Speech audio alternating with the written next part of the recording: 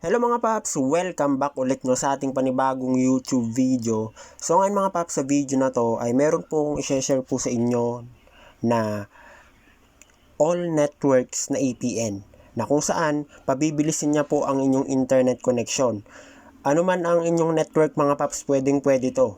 All networks po itong APN po na i-share ko po sa inyo. Okay, so paano ba pabilisin ng internet connection gamit ang APN na to? Una natin gagawin mga paps, pumunta tayo sa settings ng ating phone.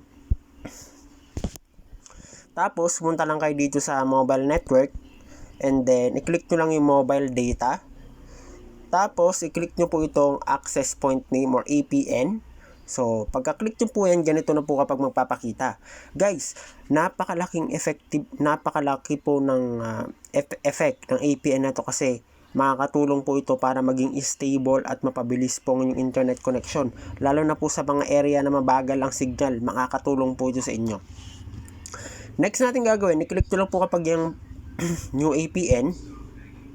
Mag-create lang kayo new APN.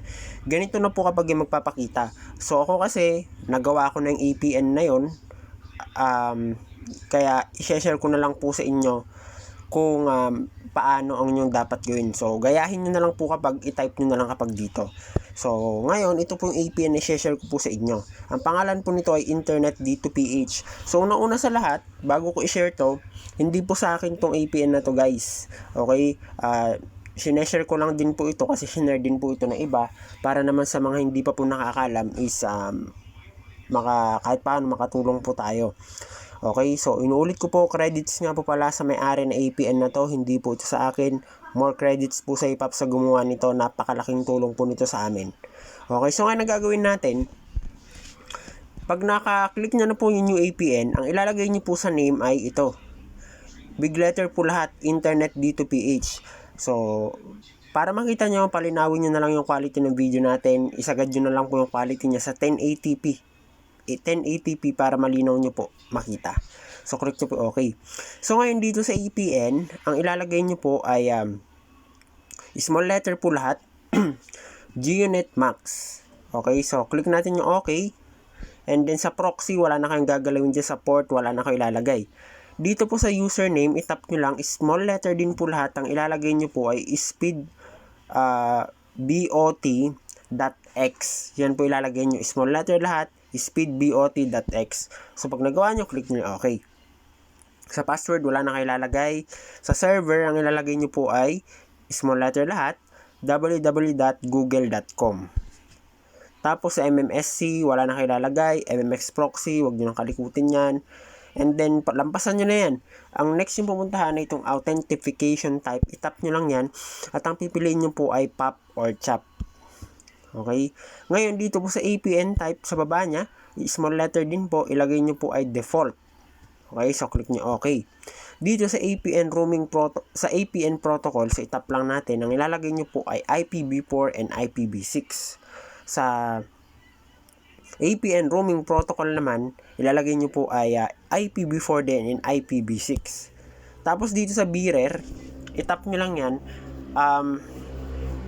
May dalawa po kayong pagpipilian, yung ibang phone marami. So, pumili na lang po kayo sa dalawa dyan kung LT or unspecified. Ganito guys, no? Kung sa location nyo ay stable naman yung 5G o kaya 4G, hindi naman nagbabago, dito na po kayo sa LTE pipiliin nyo. Pero kung sa location nyo ay unstable, pabago-bago, unspecified. Kaya ako na lang magsabi sa inyo, unspecified na lang pong ilagay nyo para sigurado. And then click nyo lang po kapag okay. Tapos i-click nyo lang yung save. Check. Tapos ganito na kapag magpapakita mga paps, no? So, naka-default yan na APN. Ang gagawin nyo, ilipat nyo yung APN nyo dito sa Internet D2PH. I-tap nyo lang yan. Pagka-tap nyo yan, open nyo na po yung data nyo. At ganito na po kapag magpapakita. Kasi default ganyan siya. Makikita nyo mawawala yung data. Hintayin nyo lang muna bumalik. Kasi pag first time nakalagay yan dyan eh. So pagka-tap nyo rito, lilipat po yan ng APN. So hintayin nyo lang kapag yung data nyo. Okay, so and after nyan, close nyo na lahat. Ayun na, mag-internet na po kayo at mag-speed test na po kayo.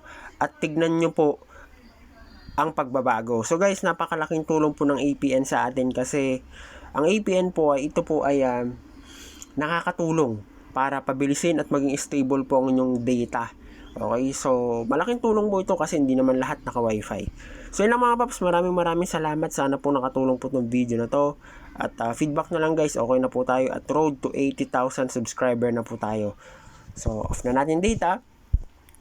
Malaking tulong po ito. All networks po ito mga paps ha. All networks. Kaya kahit anong SIM mo pwede po. Muli ako nga po pala si Android. See you in my next video.